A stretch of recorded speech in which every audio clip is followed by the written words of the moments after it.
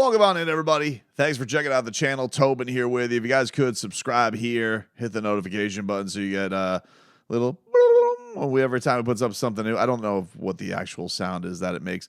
Either way, if you guys could subscribe here, that would be great. And if you could do me a favor, please subscribe over to the WQAM YouTube page and Twitch. If you guys are Twitchers, anybody out there, Twitch, Miami 560 WQAM, that is the handle. The link I usually put in the description. And I hope you guys can join us. We're live, me and Leroy, every single weekday, 10 a.m. to 2 p.m. And so you guys could check us out there. Would really appreciate it. And Game Day Uncensored, of course, doing the pregame before every Dolphins kickoff with myself, Alejandro Solana, my former Porpoise Pod co-host, and Omar Kelly. So we've been having a fun time. Appreciate everybody who is checking us out on Sundays. We're at 9 a.m. Before this Giants game, before you guys all flock over there for Hard Rock Stadium, get your tailgate on, have a little bit of fun ski, and get this thing going. Miami Dolphins injury report is out for the first day, and the things that are not surprising, Teron Armstead, he did not practice. He's obviously going to be out for what it seems like at least weeks. Braxton Berrios limited in practice with a knee injury. Lester Cotton dealing with an ankle. Deshaun Elliott was limited in practice. He was dealing with a groin. Man, needed him back. I thought that that was an underrated loss from this weekend. They missed Deshaun Elliott. He was much needed. Nick Needham was allowed to start practicing. He was limited in practice, so that was great news. Same thing with, I believe, Robert Jones. Jalen Phillips, who's dealing with the oblique, he was limited in practice, as was Connor Williams, who's coming back from his groin. Savon Ahmed limited in practice with the groin, and Robert Hunt with a knee. So big headline there, I would say, is Jalen Phillips and Connor Williams, that they are on the mend and on the way back. Jalen Phillips did speak of his health status today to the media. As look, there was a lot of high hopes for him coming into this year. They really, I think, are excited to see what he brings to the table. And he said that he's out there. He's hoping to play. I hope so. I'm just taking it day by day. Obviously, talking with the trainers, I'm trying to play it smart, but obviously I'm hoping to be out there and playing as much as I can. Yeah, I mean, I want to get out there bad anyways, but obviously, it feels good to know that the head man wants to see me out there too. So, like he said, obviously we want to play it smart, so that's not something that bothers me, throughout the season, but at the same time, I'm definitely itching to get back, so playing it day by day. Yeah, I mean, Mike McDaniel was speaking about that his motor is really, really contagious to the other guys. I thought he was really badly missed against Josh Allen just for a couple. First of all, as relentless as he is, look, it's hard enough to deal against Josh Allen. He can do basically whatever he wants as long as he's not getting a little too willy-nilly with the football. But if he takes care of the football, he's a moose. And not having, probably your most athletic defensive lineman out there, size, speed, intensity, big expectations from him. Yeah, I think it was missed. And that's with Andrew Van Ginkel playing really well and, arguably one of the Dolphins' best receivers, but best defenders, excuse me. But that's not to say that adding JP to the mix is not going to be very beneficial for Miami, because I think they want to use Van Ginkel in a lot of different roles. And he always seems to find his impact in the game, even when he's not even at that pass rush position. So really hopeful that you can get Jalen Phillips back. And this defense really needs to get right on things, man. Saquon Barkley back on the practice field. A lot of people want to see the Dolphins prove this right. Even Jerome Baker had some stuff today that was a little bit weird, where he was like saying, that the Dolphins fan base is kind of getting after him a little bit. Here was Jerome Baker. It's funny, for sure. You can just check my Twitter if you want to laugh. Yeah, I mean, our fan base is, it's funny, for sure. You can just check my Twitter if you want to laugh a little bit. It's one of those things that you're going to love them when you're winning, they're going to hate you when you're not. And it's a part of the game. At the end of the day, we're professional athletes, it comes with it.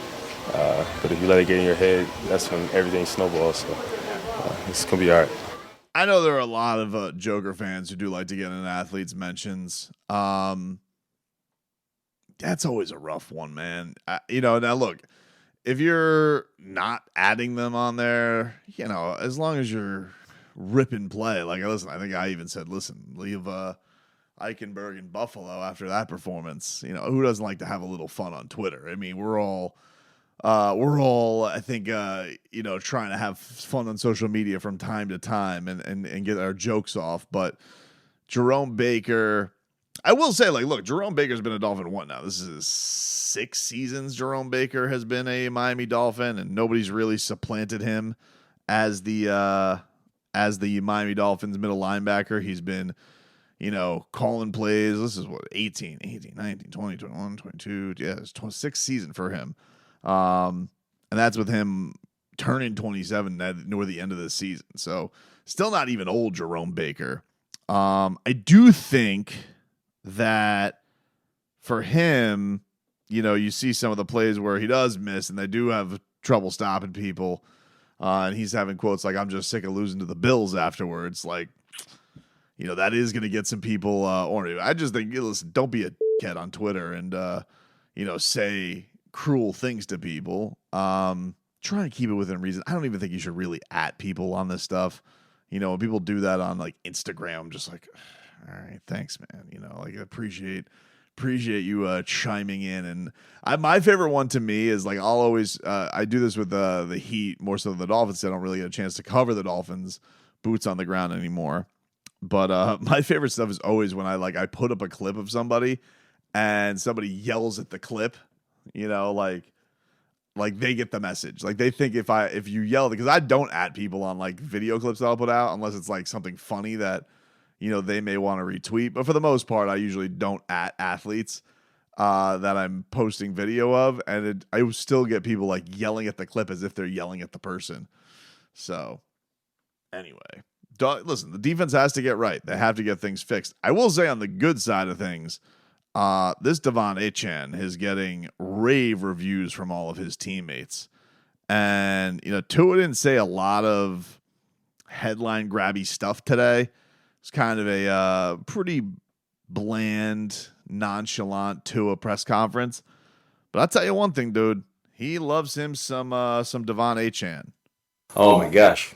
I mean, you guys see it. I think the entire NFL can see it. Dude's a special player. He understands ball like the back of his hand.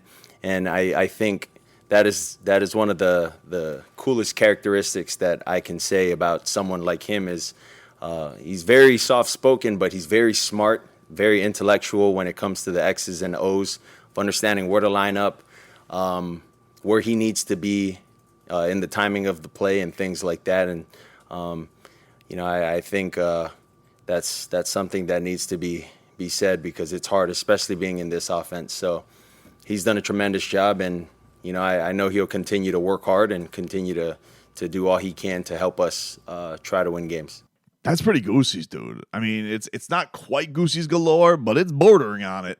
It's like touching the fringes of Goosey galore because Achane's just been such a sensation. You think about this is a coaching staff I don't know that loves playing young guys. They like to make sure guys have things down. You look like Eric Ezukama last year, not really knowing the plays for the coaching staff to trust him. And so for Achane to kind of swoop in here and take the team by storm like this is very exciting. Look, I think people had really high expectations for him in camp when he was drafted because he is a track star. I think a lot of Miami fans down here remember him kicking the crap out of the Hurricanes.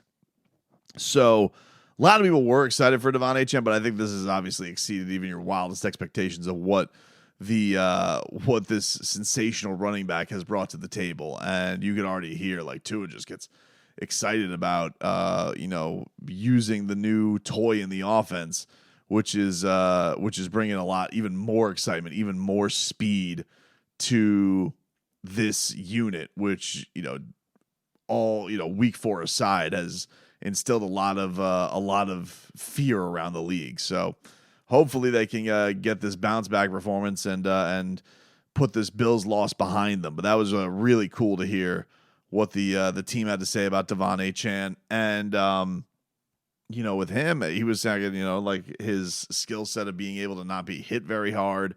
It's funny, Leroy's talked about this. I'll ask him about this on the show tomorrow. But Leroy's talked about this ability to not get hit very hard. And how you can kind of absorb things. And apparently Devon Achane has this, he feels like he has this down to a science in his young football career already between college and his brief stay in the NFL. But there's no doubt about it. He's been tremendously exciting and really thrilling. And you can't wait to see what the next thing he's going to do when he gets his hands on a football.